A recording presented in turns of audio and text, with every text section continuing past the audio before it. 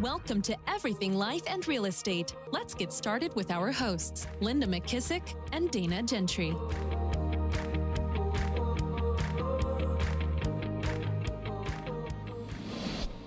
Hi, everyone. Welcome to Everything Life and Real Estate. I'm Linda McKissick. And I'm Dana Gentry.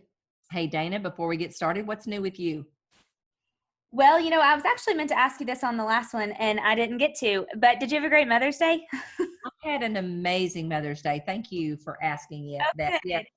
It's one of those things where we got to be with our kids, most of them.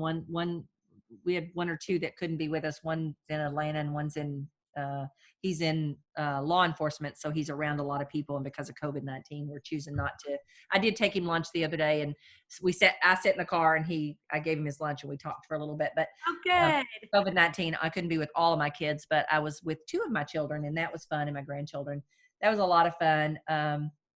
It's just one of those things where we really just kind of sat outside and got in the sun. The girls did. I ran that morning. We had church online, and then we just had a really nice dinner and, just kind of did some really chill stuff, played in the pool, just fun family things. So thank you for asking. Yes, I did. Did Betty get to come over or no? Betty spent the time with her boys, so that's right. We didn't get to see her.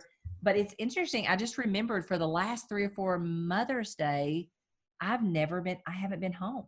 I've been on trips somewhere. I don't even know where all I've been, but I have not been home. So that was kind of nice to actually be home with my kids for Mother's Day. And I think Father's Day is the same thing. For some reason, we were always on a trip, like on a cruise or to Italy or somewhere, and we haven't been home that much for those holidays. So it was kind of nice to. Isn't it weird to feel like that though? Because this is definitely got to be for you, because it is for me. But this is the longest I've not traveled in. Oh. I don't know how long, honestly. Yeah. On the good side, you're saving ton of money. Ton of money. On the bad side, I find I'm pretty dependent on movement. Yeah. When I'm kind of bored, I just go somewhere. And so now not being able to do that, I've had to find new ways to cope. Yeah. I've had to find new ways to not be bored. So it's really challenged me in a lot of ways. I really realized how much I use movement as a kind of a diversion. Yeah, that's so true. But I'm learning new ways, and I'm learning, for the first time ever, I've loved weekends more. Weekends didn't usually mean that much to me. No. But for some reason, because we're on 50 million Zoom calls a week, I'm like so happy it's finally Friday, and I'm like, get 2 days without 15 Zooms in my face, I know. I don't enjoy the Zooms because it's kind of somewhat of a connection, but I found myself enjoying weekends more than I normally had. Yeah, but I will say though, I think it's more for me. It's a little more mentally exhausting for me. Yes, that's what it is. Zooms than it is to be in person. Yes. I don't know what it is. I don't know if it's because you're just sitting in the same place all day, every day, or what. Yeah, you know what? That's a good point, Dan. I hadn't thought about it like that. And I think also there's something about a connection with another human that gives you something that we're not getting right now. Yeah. We can Zoom, but it's not the same. I've really found myself craving connection, human connection with friends and, other people where you can have a great conversation and not through Zoom, so yeah. And I really think about things that we used to take for granted that didn't even, I never even really thought about that, because you'd never think that you couldn't be around your friends or your family. So yeah, for sure. This is new for all of us. So one of the things I thought would be fun for us to talk about now is I have what I kind of call my magic formula. And my magic formula is something when I really reflected back on it, I've used my whole life to build anything I want to build. And so I thought it'd be kind of fun for us to kind of dive into this, because I'm sure there's places that you've kind of used the same formula without even realizing it. And when I teach profit share on how I built our profit share to over $1 million, I say this is my magic formula. And then I also say, but at the same time, this is exactly the same magic formula that I used to build my real estate career. Yep. And so I always say, if you can remember your algebra formulas, I was terrible at math and algebra and all that stuff. Statistics I was pretty good at, but algebra sucked at. But if you can kind of remember the old algebra formula, if you can think of the capital letter R and then a plus sign, and then the capital letter V plus another plus sign with another capital V, and then draw a line under that, and underneath you have a capital T. That's kind of the formula. So I thought we'd kind of hit this today, and then over the next few weeks, we'll kind of dive deep in to how does that play out in your life? What does that mean? What does that look like? And I bet a lot of our audience will also see places in their life where they've actually used this same formula. So I was going to say, Linda, there's so many places, there's so many times. I think you were just the smart one that made it into a formula. Yeah. Because when they hear it and they start to understand it, yeah, you will think of a lot of different times where people have used this. Well, and if they're not using it, it may be a place where you're kind of stuck in your business or stuck in your life a little bit too. So I'm going to kind of talk about, what does the first R mean? The R means relationships, because we are in the service business. We're in the sales business. You can't do sales or service without relationships. And so the key to this would be for us to think about in our life, who are the people we want to be a hero to? And I know in my real estate business, I didn't consciously choose this, but I look back over my real estate business and I realized I probably would have been a lot wiser.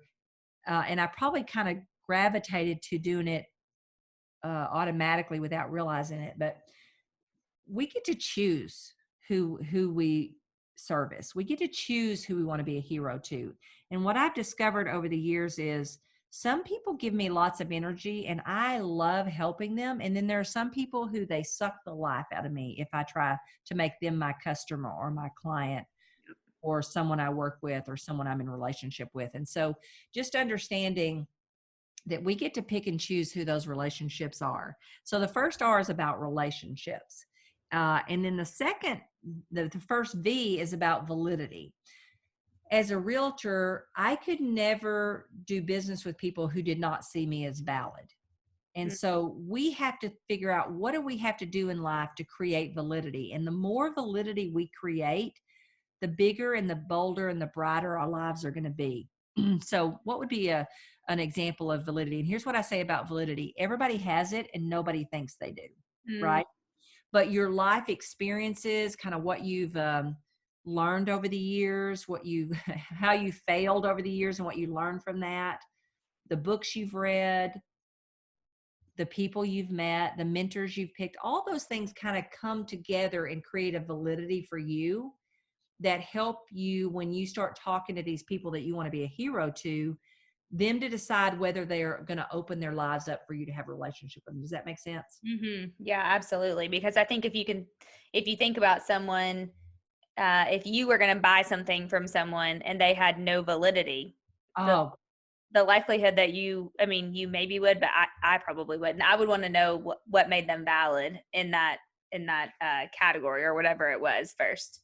Well, and even their scripts and dialogues, I think about this, and I tell this story a lot when I teach sales. I think about the times I've gone to Best Buy to buy something. If that crazy salesperson tries to talk me out of it, that's not very good validity, because I'm there to buy something. And if they think it's too expensive, or because they think that in their mind and they start trying to put that belief on me, that doesn't give them much validity with me. I'm immediately looking around going, where's another salesperson? I do not want this salesperson. I don't want a mamby-pamby salesperson when I'm looking to buy. So even the fact of your courage and your confidence and how you carry yourself and your scripts and dialogues that help move me along the path of buying, that creates validity. Yeah, great point. And then the next V stands for people's value gap.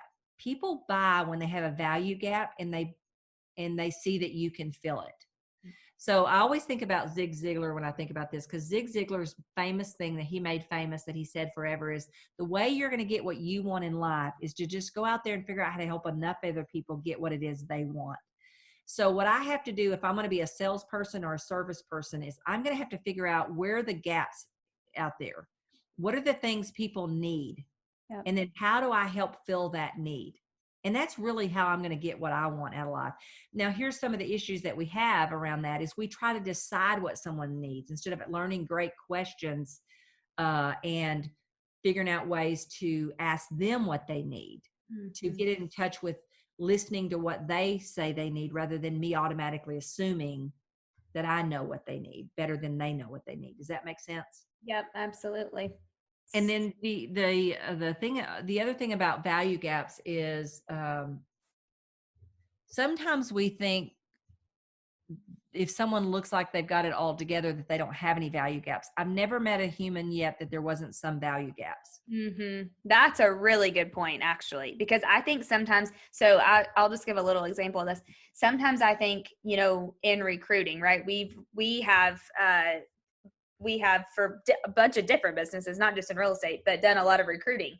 And sometimes I can remember thinking, I'm not even going to call that person because there's nothing that's missing that they could possibly need. Like they just have it so together, and everything, they don't have a value gap. I didn't know that terminology then, but now I know what it is. And then really when you do start to build a relationship with that person, you will quickly discover that exactly what you said. Everybody has something. Right. And you know what I call that, Dana, is pre-deciding. And Right. I can think about many times in my real estate business when I pre-decided one of my sellers didn't want to sell or my buyers weren't ready to buy, and then they wind up selling or buying without me. Oh, that's the worst feeling ever. Awesome. And right now, people could be doing that with COVID-19. They could decide that someone's not doing anything during COVID-19, and you could look up and their house is on the market with somebody else because they were in a bad situation and they need to get rid of that house before things get worse. Right. Yep. And so I think we got to be careful because that is called pre-deciding, and we tend to do that. And that's a very risky and costly assumption that we can make about people that could cost us a lot of commissions or a lot of money. I had a friend, this is a quick story, who this didn't happen very too long ago to her. And she had a client who she assumed that they could not afford or would not be able to, or weren't interested in buying investment property. And she never talked to them about investment property ever. She never really had that conversation. She never sent them anything on that, blah, blah, blah. Long story short, they just went and bought a 38 unit big complex or 48 unit. Yeah. And didn't use her. They used another agent who had talked to them about investment property.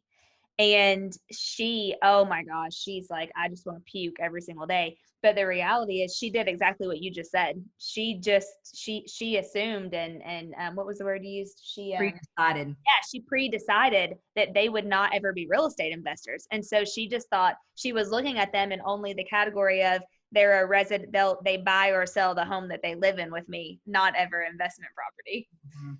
And that's a hard one to swallow. Yeah, I think we can all find a place in our life where we thought that, and it's super expensive lesson to get. My big lesson, I've done it so many times in real estate, but mine has also come when I looked at somebody that I decided would not be interested in, owning a real estate office, and she wound up owning the real estate office and very, very successful at it. And I pre-decided from a bad experience she had had before that she would never want to own another real estate office, and shame on me. So now I get to vacation with this girl and get to think all the time, Linda, why did you pre-decide that? That was very costly decision for you to make for someone else. And so I just say we don't ever decide.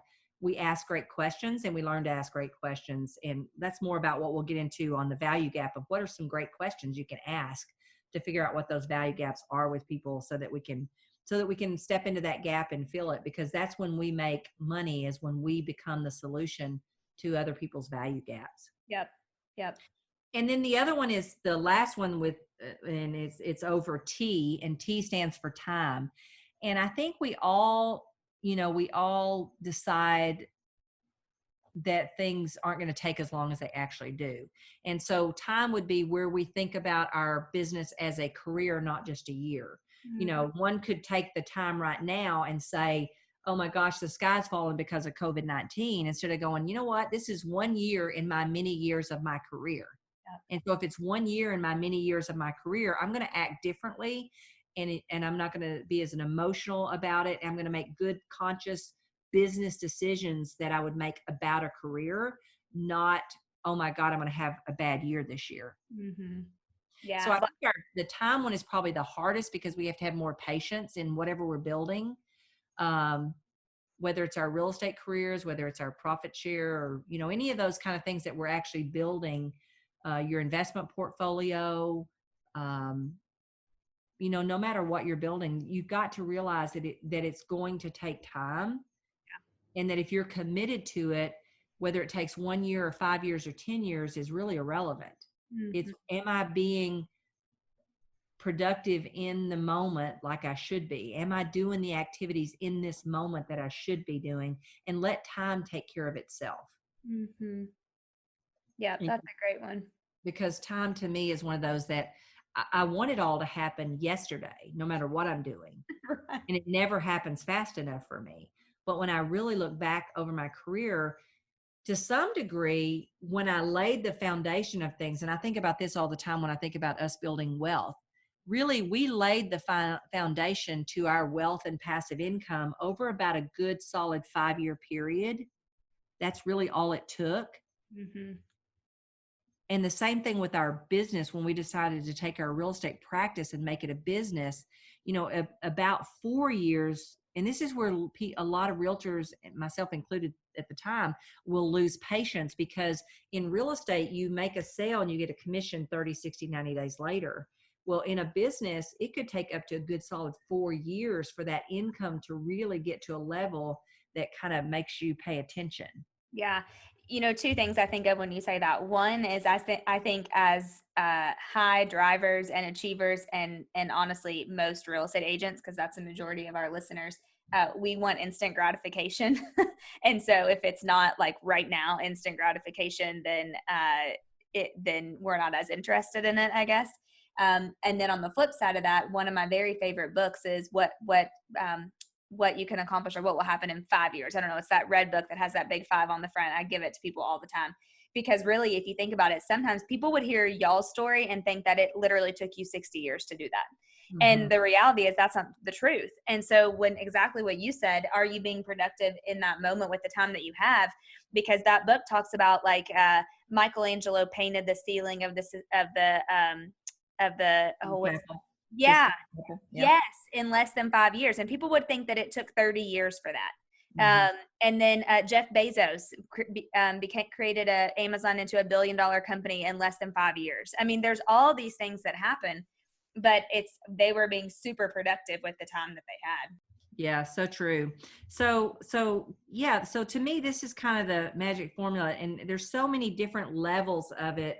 When we talk about relationship, and we'll talk about that one probably next week, there's so many different decisions and things to make to think about when you're choosing relationships, whether they're personal, professional, who you want to be a hero to, those kind of things that really make a difference. And I think sometimes we don't bother to put any thought into that. We had an exercise a few years ago in one of my mastermind groups that I was in. And it was basically like this, of taking the time. And I remember once in my real estate business when I did this also, where you actually go back and you look at which of your real estate clients have actually made you the most amount of money. And at the time, I remember I was treating all my clients the same.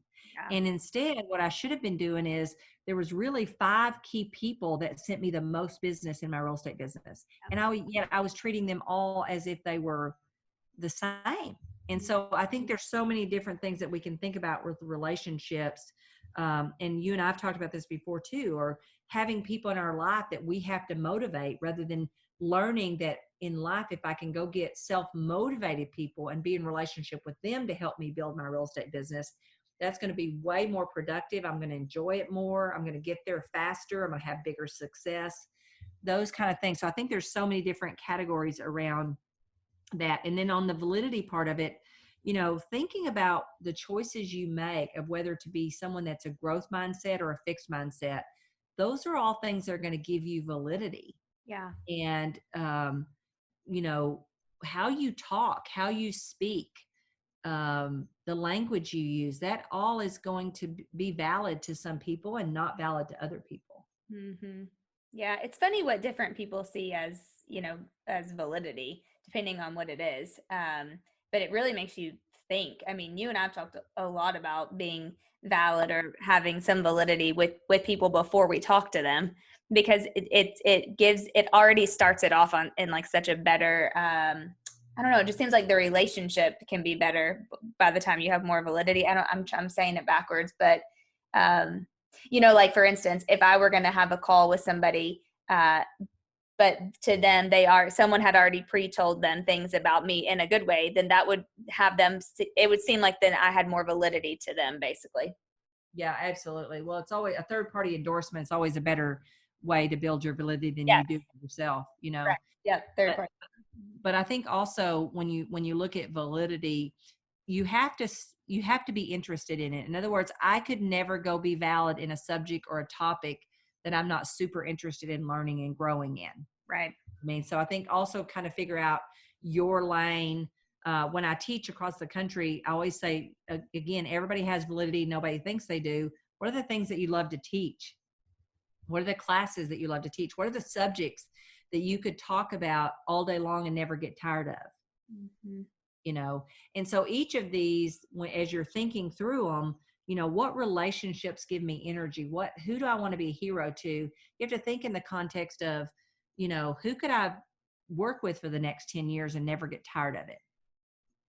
You know, for some of us, it's going to be, you know, certain price ranges. For some of us, it's going to be first time home buyers. It's going to be, you I don't think we pay as much attention to it, but you'll know it because you'll kind of light up. Mm-hmm.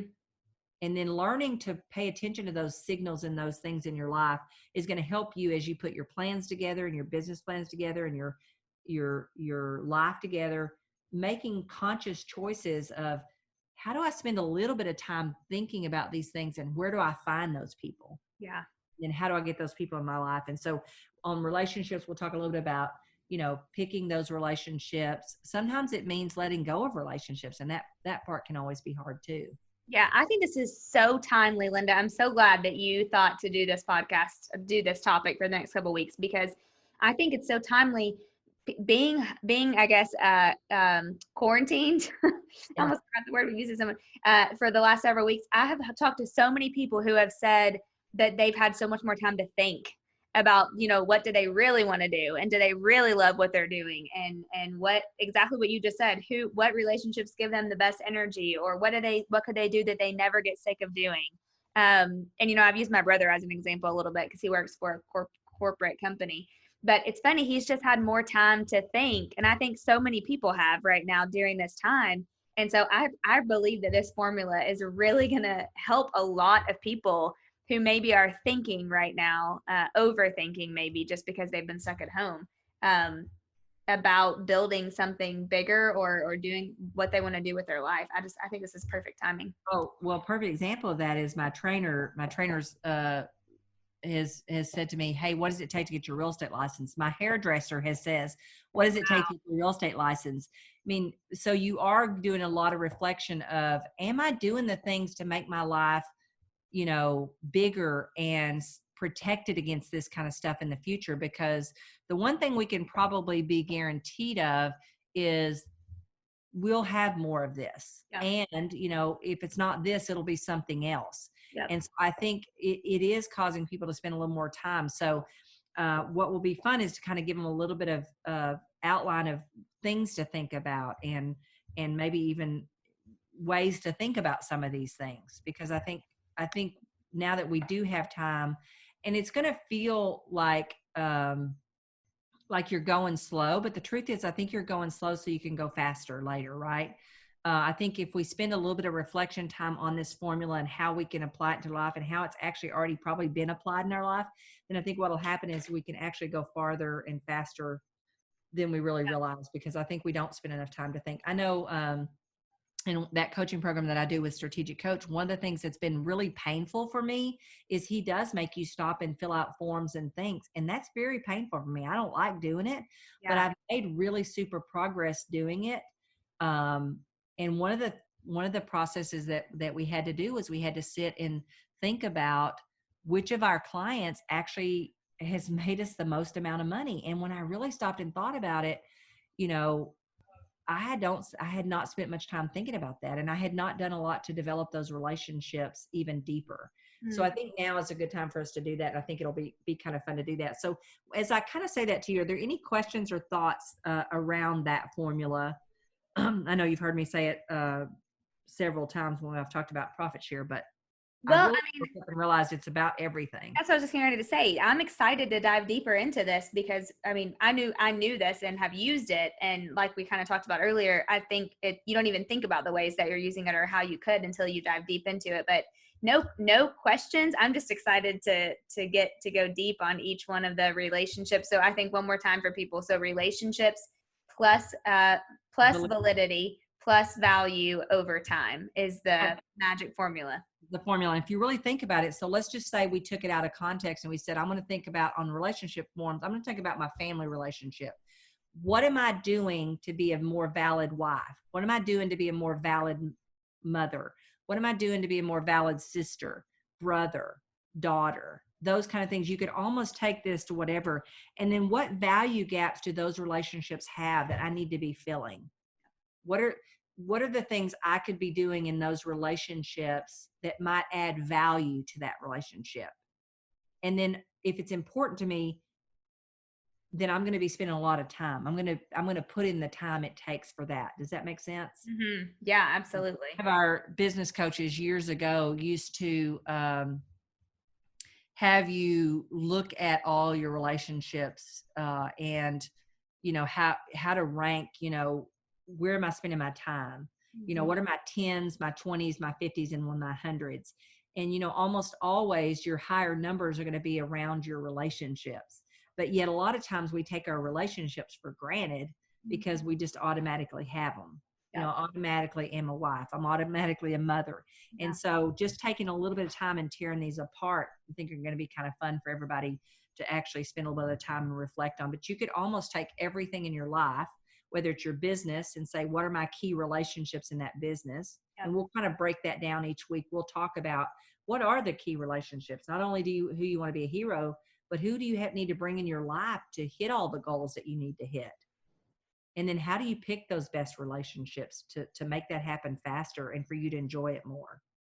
Yeah. And then what are some key things we can each be doing to create more validity, in because the more validity I have, what I've discovered is the better relationships I'm able to build. I'm able to open doors with relationships. And a lot of times validity comes in what you can give, not in necessarily what you can take. I mean, I've never built a relationship by going in and just taking, but me having validity and being able to offer something to that relationship is how I can make that. I can build bigger and better relationships. I can open doors with great relationships, but my first thought isn't, what can I take from that relationship? What can I give? How can I be valid to that person? How can I add value to that person? Well, and I think they happen faster. I mean, that's kind of what I was trying to say earlier, and I got tongue twisted on it. But when you have validity, the relationship to me happens so much faster. Oh, for sure. And if you've got a relationship that you're trying to build, and it's not building, or the door's not opening for that relationship, step back and say, what validity do I still not have, or what validity do I need to work on so that I could be the person that that has validity and they're willing to have a relationship with. Because really, validity just allows that person to want to build a relationship with you, to open the door so that you can step into that relationship. Yeah. Oh, this is all good stuff. Awesome. So super excited. Yeah. So we'll say it one more time. The formula is relationship. Who are the people you want to be a hero to? Who are the people you need in your life? Who are the people that you have a relationship with because you're a mother, a spouse, a sister, a brother, and a wife, and all those things? What validity is important to open the door to relationships? What validity do you currently have? What validity do you need to build? And what is validity? And then how do you discover value gaps? How do you feel someone else's value gap, and how do you discover what those value gaps are? Because as Zig Ziglar says, you're going to get what you want in life by helping enough other people get what it is they want. And the key words is, what do they want? Yeah. Right. And then what kind of time is realistic to build these kind of things? What is the time frame for me to have the biggest life possible?